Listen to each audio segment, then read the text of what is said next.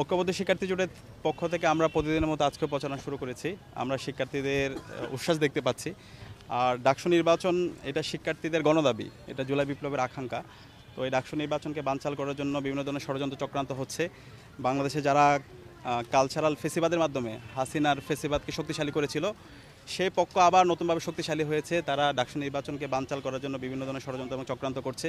তারা আবার দিল্লির যে এজেন্ডা, শাহবাগী যে বয়ান, বাকশালী যে বয়ান, সেই বয়ানটা আবার ফিরে নিয়ে আসতে চাই।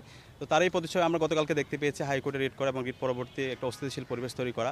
এবং শুধু এটা ঢাকা বিশ্ববিদ্যালয় নয়, একই সাথে আমরা দেখতে পেয়েছি চট্টগ্রাম বিশ্ববিদ্যালয়, এরপর হচ্ছে রাজশাহী বিশ্ববিদ্যালয়, এরপর হচ্ছে বাকৃবি ময়মনসিংহে, সবগুলো ক্যাম্পাসগুলোতে একটা ক্যাম্পাসগুলোকে অস্থিতিশীল করার জন্য এই চক্র চেষ্টা করছে। তো সেই জায়গা থেকে ঢাকা বিশ্ববিদ্যালয়ের শিক্ষার্থীরা গতকালকে রাস্তায় নেমে পড়েছিল এবং তারা প্রতিরোধ জারি রেখেছিল। এবং এর ফলশ্রুতিতে আমরাও আমাদের অবস্থান শুরু থেকে পরিষ্কার। আমরা বলেছি 9 সেপ্টেম্বর ডাকসু নির্বাচন হইতে হবে, এটা শহীদদের দাবি, এটা সবার গণদাবি। এবং সেই আলোকেই 9 সেপ্টেম্বর নির্বাচন হবে এবং নির্বাচনের মাধ্যমে শিক্ষার্থীদের নির্বাচিত প্রতিনিধিরাই আগামীর ঢাকা বিশ্ববিদ্যালয় ক্যাম্পাসকে তারা বিনির্মাণ করবে। শিক্ষার্থীদের আকাঙ্ক্ষা, তাদের যে স্বপ্ন, সেই স্বপ্নের আলোকেই ঢাকা বিশ্ববিদ্যালয়ের শিক্ষার্থীদের প্রত্যাশা পূরণ করবে। এবং একই সাথে আমরা দেখতে পাচ্ছি আমাদের যে নির্বাচন কমিশন আছে, নির্বাচন কমিশনের তাদের পক্ষপাতসুলভ আচরণ। আমরা অনেকগুলো অভিযোগ দিয়েছি গত 7 দিন ধরে। আমাদের যেই নারী প্রার্থী আছে তাদের বিরুদ্ধে ক্রমাগত সাইবার বুলিং হচ্ছে, তাদের বিরুদ্ধে হ্যারাসমেন্ট সহ অনেক ধরনের অভিযোগ এসেছে। আমাদের প্রার্থীদের ছবি বিকৃত করা হয়েছে এবং আমরা লিখিত অভিযোগ দেওয়ার আজকে প্রায় 7 দিন পার হচ্ছে, কিন্তু এখন পর্যন্ত প্রশাসন কোনো ধরনের ব্যবস্থা নেয়নি। এবং আমাদের যে প্রার্থীরা আছে, প্রার্থীদের বিরুদ্ধে সিন্ডিকেটের প্রপাগান্ডা হচ্ছে এবং এই প্রপাগান্ডাগুলো যখন হচ্ছে তখন সবাই সাইলেন্ট থাকছে, অন্য যে পক্ষ।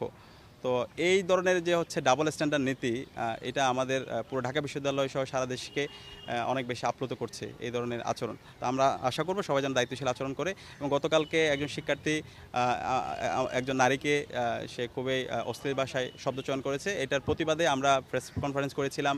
আমরা বিশ্ববিদ্যালয় প্রশাসনকে জানিয়েছি তার বিরুদ্ধে যেন আইনানুগ ব্যবস্থা গ্রহণ করা হয়। কিন্তু আমরা দেখতে পাচ্ছি ওই অপরাধীকে দায় মুক্তি দেওয়ার জন্য ওই ছেলেকে শিবির বলে তারা চালিয়ে দেওয়ার জন্য চেষ্টা করছে, শিবিরের উপর দায় দিয়ে দেওয়ার চেষ্টা করছে। কিন্তু ওই ছেলের শিবিরের সাথে কোনো সংশ্লিষ্টতা নাই। আমরা দেখতে পেয়েছি সে ছাত্রদলের সাথে সংশ্লিষ্টতা, তার অনেকগুলো ফেসবুক পোস্ট আছে। তো আমাদের কাছে মনে হচ্ছে এরকম বিভিন্ন ধরনের দায় দিয়ে যে অপরাধী তাকে মুক্তি দেওয়ার জন্য বিভিন্ন ধরনের ষড়যন্ত্র এবং চক্রান্ত হচ্ছে। তো এই ধরনের যারা হ্যারাসমেন্টের সাথে জড়িত প্রত্যেককে যেন বিচারের আওতায় নিয়ে আসা হয়। ভবিষ্যতে যেন কেউ এই ধরনের হ্যারাসমেন্ট করার কোনো ধরনের সাহস দেখাতে না পারে, সেজন্য আমাদের সবাইকে দায়িত্বশীল আচরণ করতে হবে এবং এই অপরাধীদের বিরুদ্ধে আমাদের জিরো টলারেন্স নীতি ঘোষণা করতে হবে। ধন্যবাদ।